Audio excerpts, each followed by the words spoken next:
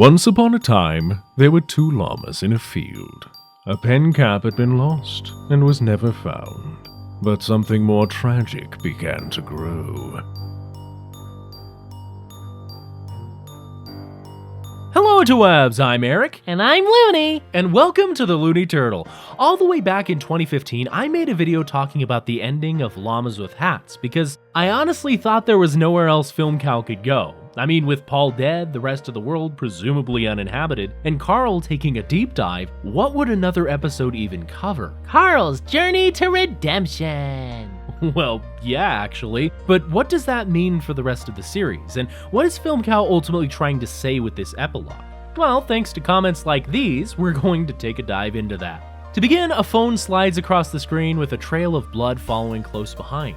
On it, what seems to be a lost episode begins to play, and it has a dynamic that feels very different from what we've seen before. In episode 1 of this series, we open up with Paul identifying a problem, Carl pretending to be aloof, and Paul accusing him of causing the issue. The dynamic they share in this and later episodes is that of a dangerous sociopath who can do no wrong, Except when he's backed into a corner. and a friend who is slowly but surely getting tired of this coy banter. Carl always seems to pretend that he didn't do something, but revels in revealing and exploring his accomplishments with Paul. In contrast, the beginning of this epilogue appears to present a much earlier interaction between the two. Paul identifies a problem in the house and asks if Carl has any idea how it got there. While Carl's response would normally elicit a more accusatory tone, like asking why Carl did something, Paul instead reaches a point where he outright says that he isn't accusing Carl of anything. In the end, Carl points out that he's a pillar of the community, the county comptroller, the president of the PTA. He's boasting, but also trying to present the situation in a way that implies that he couldn't be a dangerous person bent on world domination. He's just a guy who misread the situation.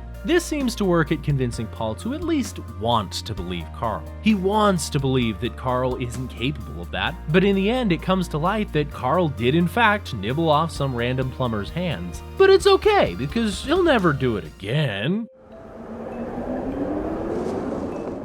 Yeah, things didn't exactly work out that way. For longtime viewers of Llamas with Hats, Did you know that this thing ran for 10 episodes? yep, 10 long episodes of slowly escalating carnage and destruction by the hands of a llama named Carl. Meat dragons, baby hands, and apparently some hula hoops along the way, Carl got busy completing his work and eradicating all life on this world. He is clearly a monster, and he only snaps out of it when he finally realizes that his actions, whether intentional or not, caused the death of the one he befriended all those years ago. By the end, Carl jumps off the bridge to repent for all that he's done, but this epilogue explores something far more human.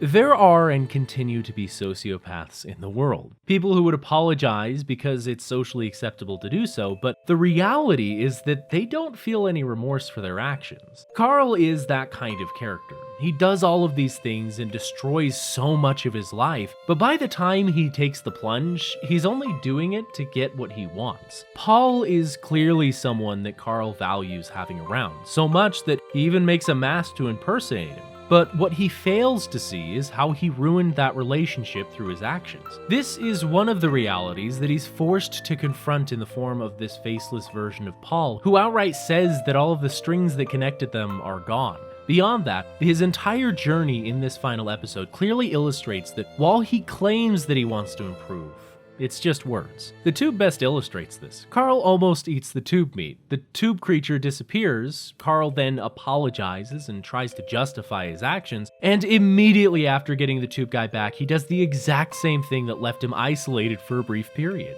The apology isn't genuine. The feelings of regret are just words. And for that reason, Carl is left in purgatory until he actually understands all of the misdeeds that led him to this point. Paul is his ultimate goal, but that is something that he will never be able to get back. What ends up ultimately happening is that Carl realizes that he's done so many heinous things that the best action he can make to improve himself is to reincarnate in a place that no one from his past life will suffer by his hand. And so, with all of his newly found cosmic hand powers, he becomes an acorn in the desert and grows into a strong oak. But as an added touch, we can see that while Paul is no longer within Carl's reach, he's been more than able to see Carl's journey to redemption from a safe distance. No doubt because while we can lose touch with those that have wronged us, it's still nice to find out that they're on a better path. But what do you think? Feel free to share your thoughts in the comments below, and I'll see all of you in the next video.